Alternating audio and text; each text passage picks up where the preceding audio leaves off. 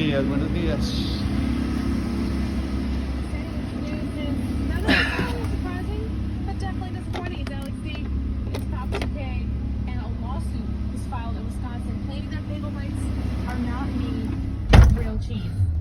I mean, like I said, not that surprised. I kind of figured it was probably like a version of cheese, because otherwise, there's no way they'd last that long.